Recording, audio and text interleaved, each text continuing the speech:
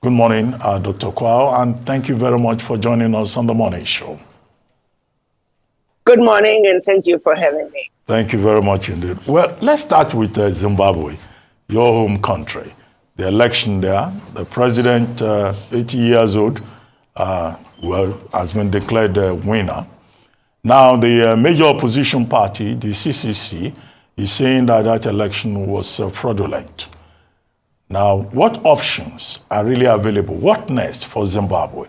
Because the same opposition party says that the judiciary in Zimbabwe cannot be relied upon.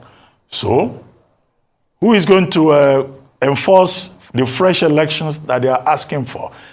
Would they have the option of going to the same judiciary that they have been condemning? And in any case, the Zimbabwe authorities have queried the international observers who wrote reports, and they said those reports were biased. So what next for Zimbabwe? Would the president have his way? Well, thank you very much for bringing that very important subject of our beloved country of Zimbabwe. Let me start by saying Zimbabwe is a very special country. Special country in the sense that when you look at our history and how we attained our independence, it was independence that was attained through blood loss of thousands of young people who stood up after being oppressed, after living under apartheid conditions for a very long time, starting with colonization, followed by the unilateral declaration of independence by Ian Smith, which of course ushered in the apartheid. With that background, it is pretty clear that any leadership that's going to be in Zimbabwe has got to recognize how Zimbabwe got to be the Zimbabwe that we have today. I think it's actually true for most of the African nations that attained their independence through guerrilla warfare, through bloodshed, through loss of lives of many young people. That having been said, you will find that since independence, there have been forces, outside forces, that were very disappointed that Zimbabwe was not thrown into a civil war after our independence.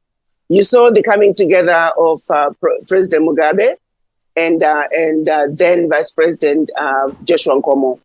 Again, a negotiated agreement from two leaders who had fought viciously to liberate our people. That background, that history of liberation, the history that we must never ever forget, those who lost their lives defending Zimbabwe. So it is fitting that if we are going to have a leader, we must have a leader who respects that. We must have a leader who understands that for us to have the independence that we have today in Zimbabwe, many people lost their lives. There are still forces that are still trying to make sure that Zimbabwe continues to pay for having had a transition to civilian rule that was not marred with a civil war. Some of you may not know, but there are many forces that wanted Zimbabwe to get into a civil war. That did not happen. Following that, there was the land reform, which people again must understand. The Lancaster Agreement, what it stipulated, what needed to happen. When Zimbabwe would begin to talk about the land reform, it is Zimbabwe that followed the Lancaster Agreement to the T. People don't know that history. It is Britain, it is the white Zimbabweans who did not follow the Lancaster Agreement to the T. It is those who wanted to make sure that white rule continued in Zimbabwe that started creating chaos, that started using their own connections outside to make sure that negative information is shown on Zimbabwe repeatedly. Consequently, because of the land reform, Zimbabwe has endured 23 years of sanctions.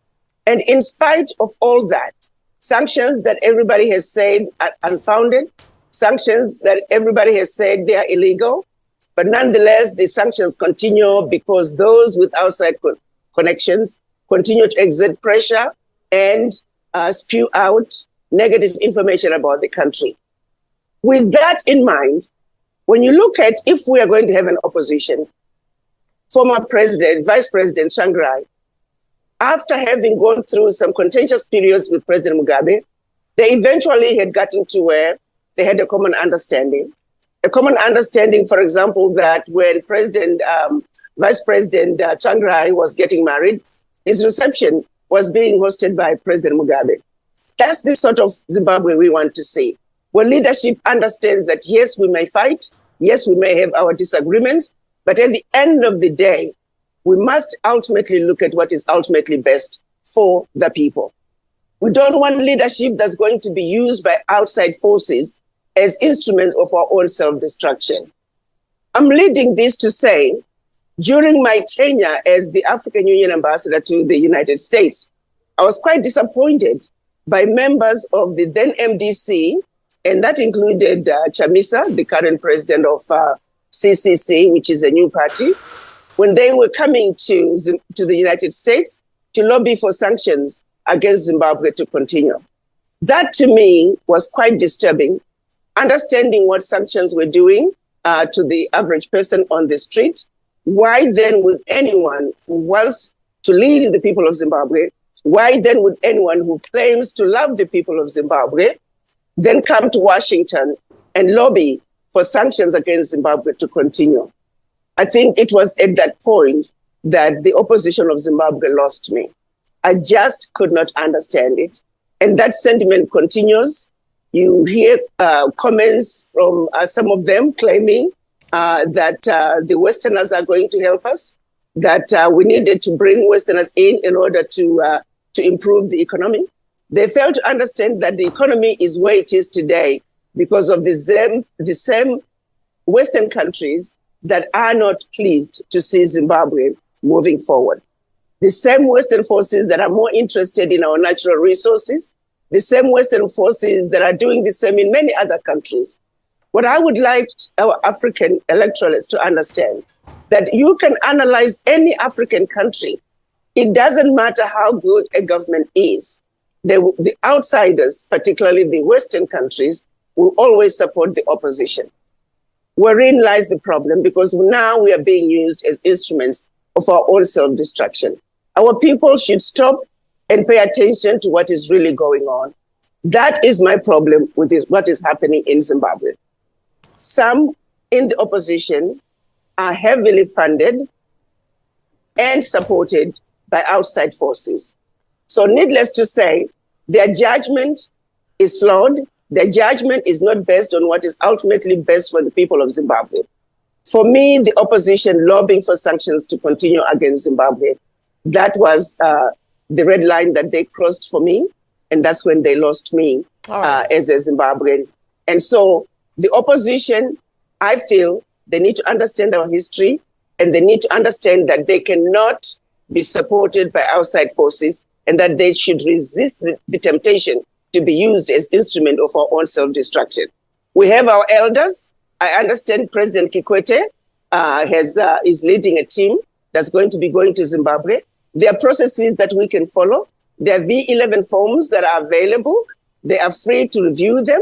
They have the right to contest the elections. They have the right to ask as many questions as they want. They have the right, even in the United States, you remember back then when they talked about counting the charts. Whatever needs to be done to count those votes, to count those V11 forms, but do it truthfully, without cheating, without creating unnecessary wahala, like we would say in Nigeria. But there is due process that they should be awarded. They are free to recount the elections. And yes, people must be free to cast their votes without intimidation. Yes. My own understanding is that about 2 to 5% of the votes, there were some challenges there. That is to be expected. But even then, that 2 to 5% of votes that were felt to be not quite at par, they need to be evaluated. Right. But when you look at the greater scheme of things, I think 2 to 5% of the votes having some issues is not too big a number. But nonetheless, those two must be counted. But at the end of the day, I feel our elders should be allowed to deal with the situation in Zimbabwe and any other country that has issues, and keep the outsiders out of the situation, because their intentions are never good. In fact, it is they that create unnecessary conditions in our countries. All right. Dr. Quao, thank you so much. The last time you were here, you also expressed the same view in terms of keep the outsiders away, let Africa deal with its own issues internally. Now, you talk about seeking redress, especially from Mr. Chamisa, if he feels that the elections were not transparent or he should go through it the formal way. But in 2018, during the last elections, he did the same, and the challenge there was that there's a view that the judiciary is compromised, that he had complained that tens of thousands of votes were not accounted for, but it didn't bear much fruit. So what is the hope that if he does the same thing now, things will be different? And the picture you painted about Zimbabwe's elections and what occurred in the last weekend is almost as if you were speaking about many other African countries. The same challenges occur, election irregularities, leaders wanting to stay put, and the claim by opposition that elections are not free and fair. How do we begin to solve this problem within Africa? Because it's a recurrent challenge. The same thing that happened in Gabon, and why the elections over the weekend fraught with irregularities, while the military felt the need to step in through a coup. How do we begin to solve these issues internally? Again, we have to look at each situation very differently. And for the most part, again, I want to go back to the common denominator when it comes to elections in Africa. Why is it that Africans are not allowed to hold their elections without the influence of the Western world? That's where the problem begins, where it doesn't matter, like I said at the beginning, no matter how good a leader is, the Western world is always going to support the opposition. And if you follow the history, let's say the opposition happens to win, the Western world will still support whoever is opposition. So I want the Africans to understand that we are under siege, and a lot of times we are supported to do things, to behave in a way that is detrimental to the overall well-being of the people. Infiltration of the African opposition parties by those who wish to see us harmed becomes a big problem, where now you don't know which one is the chicken and which one is the egg, because the infiltration is heavy. It's coming from people who are well-funded, and our people at times are not stopping to think enough to say, why am I moving in the direction that I'm moving in? Why am I allowing others from outside to influence my thinking? And that is why it is a common denominator that every African election, opposition is always going to cry foul. It's okay to cry foul, but let's follow the process. Let's make sure that everybody's voice is heard. Where we run into a problem is Western money being used to influence the decision-making processes of the opposition. Why is it that the Western world never comes in with an even hand? If you're going to support both parties. Support the ruling party, support the opposition, but make sure that you don't interfere. China does not interfere. Russia does not interfere. We Africans, we do not interfere with anybody else's elections. But sadly, African elections are heavily infiltrated, are heavily supported by outside, and always supporting the opposition to create havoc. Wherein lies the problem. That's why you see the common denominator. I am going to table that interference from the Western world is the biggest challenge all African countries are running into. So as Africans, we must look at every election individually. Take the time to understand the leadership. Understand Chamisa in Zimbabwe. Who is he? What does he stand for? And what does he plan to do for Zimbabwe? Be objective in your analysis of the people. Don't just jump onto the bandwagon and just follow the general trends. Oh, African leadership. No, we have some very good leaders who are leading their countries well in Africa. Let's not paint every African leader with one brush. Let's not paint every electoral process with one brush. Now that you're talking about Zimbabwe, I told you on a personal level, and these are my personal opinions, where the opposition lost me. Supporting sanctions against Zimbabwe is a big thing to me, because I know what sanctions are doing to Zimbabwe. And for any leader who's going to stand up and visit the Western world and encourage them to continue sanctions against Zimbabwe, that person does not deserve my vote, and I have no respect for that particular leader. I'm going to say, then let's go on to Gabon. Gabon is another situation. Let's not be quick to jump into it. Just because the junta have taken power doesn't necessarily make it look similar to what's happening in Niger.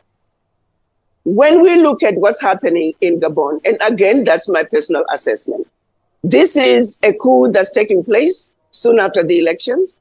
You want to look and evaluate the positions of the opposition. What are the positions? Who is the leader of the opposition? Not the junta, but rather the opposition party that was running against the deposed president, Bongo. What was his position? Who was supporting him? And the junta, are they in line with the opposition, or are they going to be a neutral party? All those issues need to be addressed and looked at very carefully and be analyzed. Why?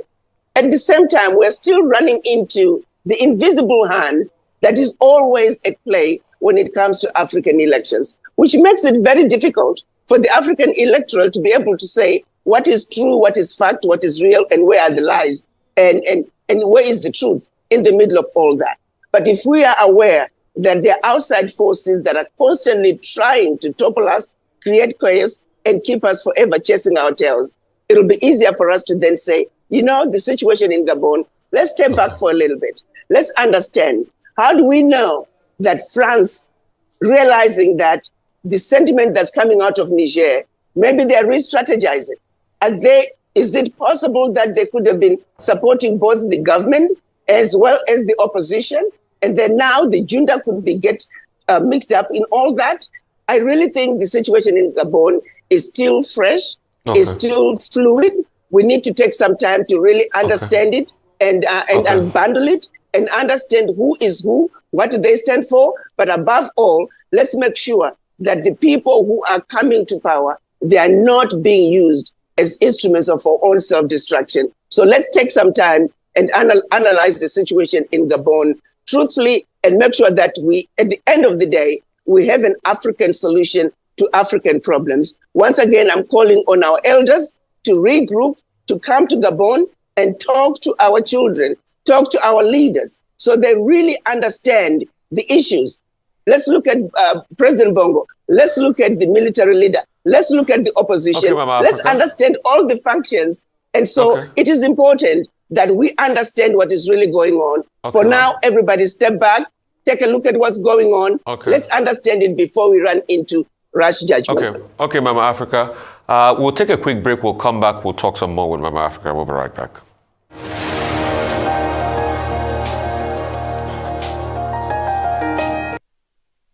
All right, welcome back. We've got Dr. Arikana Quao, a diplomat and a medical doctor and an activist, popularly known as Mama Africa. Mama Africa, great to have you. It's always a pleasure to see you on the show. But I'd like to carefully disagree with a lot of things you said here and also throw my questions. Number one, you talked about China not, supporting opposition party. China has been supporting, in fact, there are over 50,000 trainings by the CCP to various African oppositions all over the continent of Africa. There are also many ways China have used soft power to infiltrate African democratic process. And Russia, too, is beginning to take suit as regards that. Also, the other part of the conversation, because we can only blame the West on this. Yes, France. We know France has done a lot of destruction to the African continent, the Western nation. We can't deny that.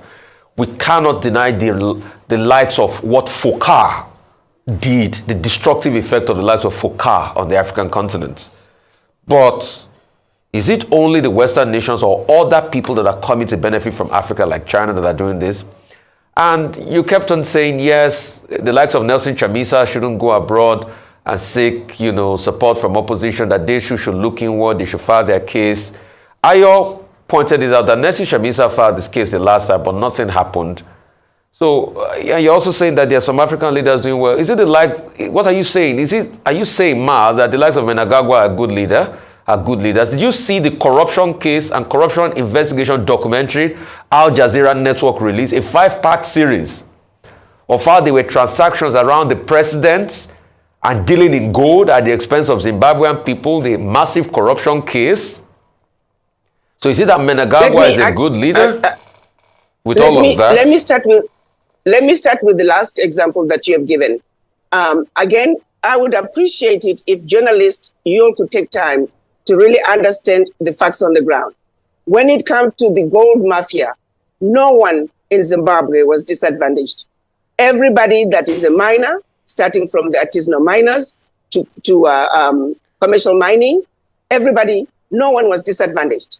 The people who were taking the gold out of Zimbabwe were licensed. No criminal activity took place in Zimbabwe. If there were any criminal activities that took place, they may have taken place once the gold was outside Zimbabwe. You, my son, I need you to do your homework and understand the story fully. Do not jump into the media and the rhetoric that they spread. No one in Zimbabwe was disadvantaged. The people took the gold out legally. The processes that are followed by anybody else who's taking gold out of Zimbabwe were followed. So please do not spread information that is half truth. Take your time, understand what really happened in Zimbabwe. Any illegal activity took place outside Zimbabwe once the gold left Zimbabwe. That's one thing. Let's look at the conditions on the ground. When you look at, let's say, for example, farming, are you realizing that Zimbabwe is now emerging as one of the major producers of food? If you look at the largest Bamba harvest of wheat, do you think that's just going to happen in a vacuum?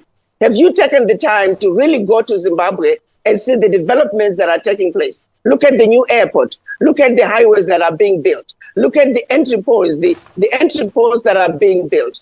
Have you taken the time yourself to actually see the developments that are taking on in Zimbabwe? Or you are just sitting in your offices and listening to whatever propaganda that's going to be spewed out by the media because they have the accesses to do so?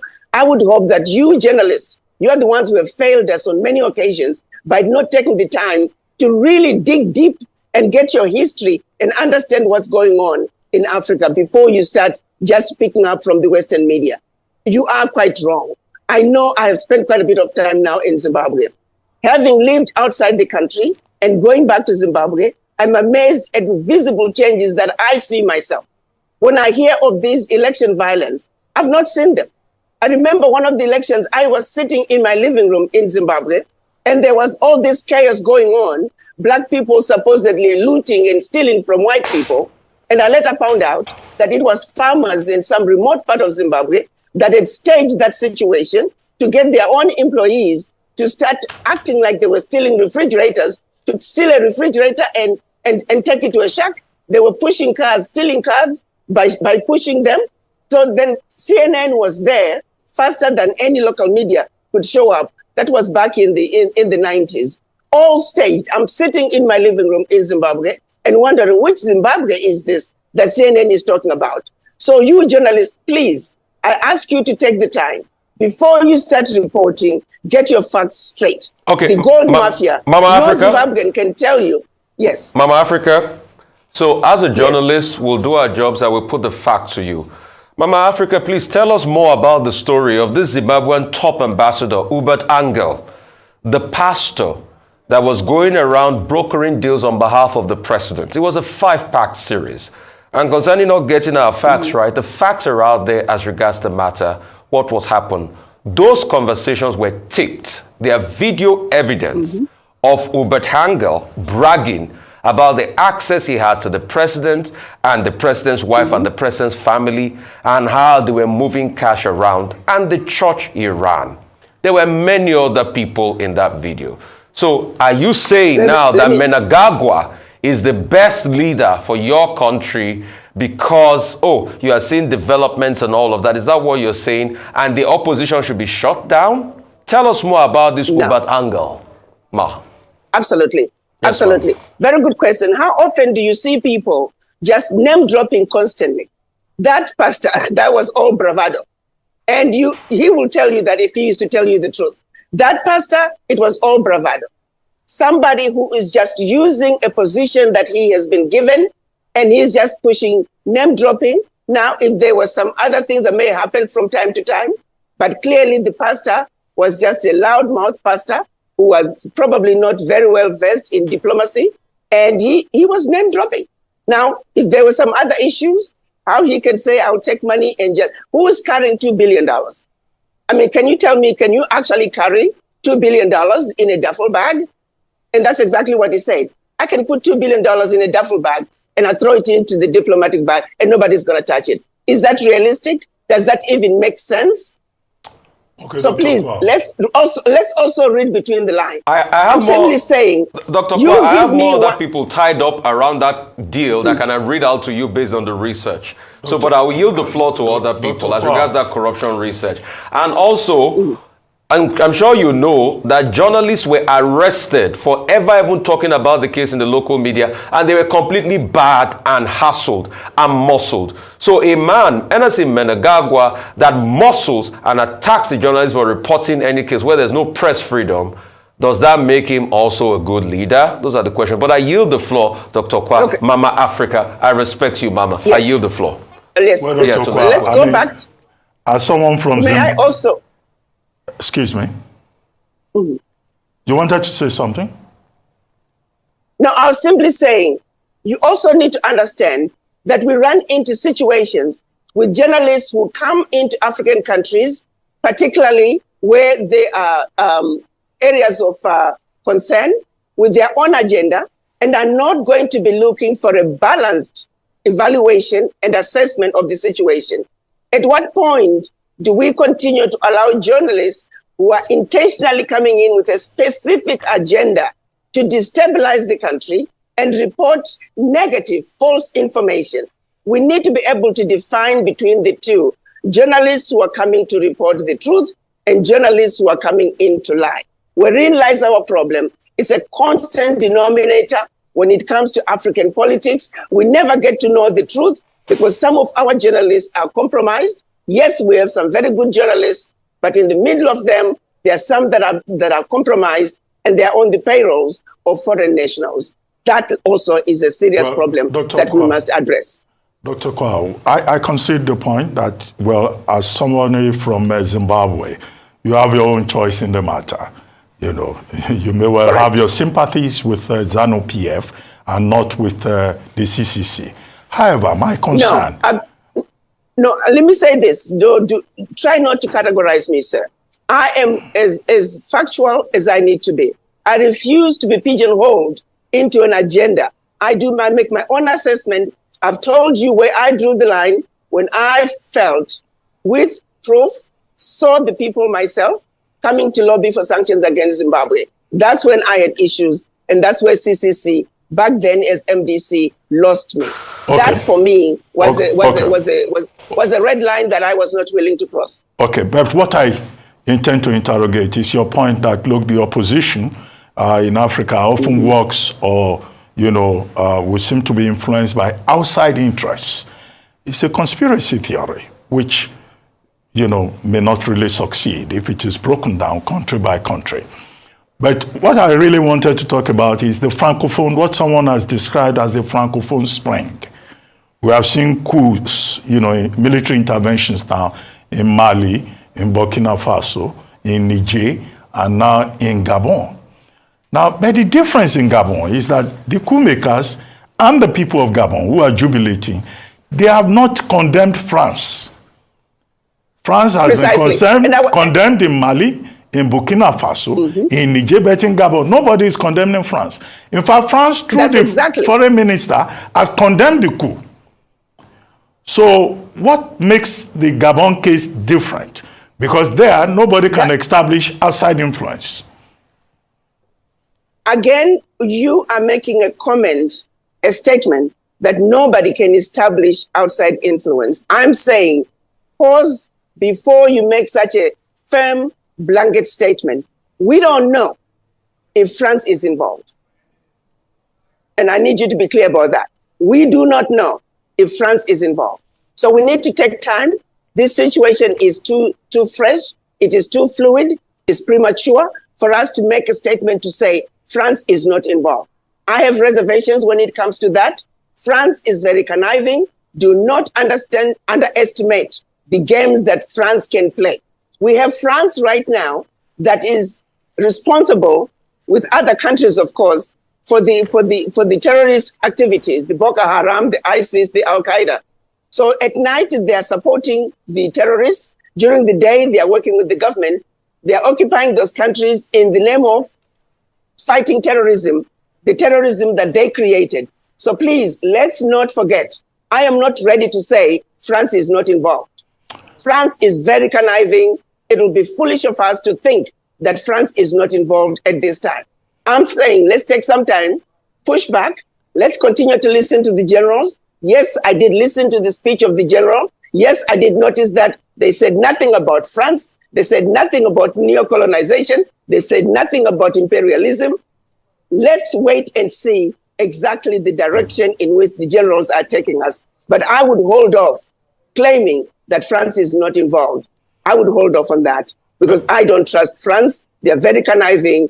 You will be surprised down the road that to some extent they might have been involved. They work both parties. They are working both sides. They're very good at it. And they're doing it right now, even with the fight against terrorism. So please be careful when you say France is not involved. Okay, but Dr. Quao, what do you think of African leaders who decide to just stay in power permanently and perpetuate themselves and build a dynasty, as we have seen in Gabon and as we have seen in Equatorial Guinea? And that is exactly where President Bongo made a mistake. I disagree totally with that. The family has run the country for 55 years. That's unacceptable. Changing the constitution is unacceptable. So yes, that blame should fall squarely on his lap. He dug his own grave. He never should have done it. But again, I'm simply saying, let's assess the situation for its totality. So we are not spoon-fed into taking one position. For example, right now, you're already quick to turn France loose. I'm not ready to do that yet. But President Bongo should never have changed the constitution. And oh yeah, really, I think it's almost to the point of embarrassing that one family, one dynasty could run the country for 55 years. It's wrong, it's wrong, it's wrong. There is no excuse about that. Well, thank you very much for your time with us this morning, Dr. Chihombori Quao. We look forward to having a conversation with you in the near future.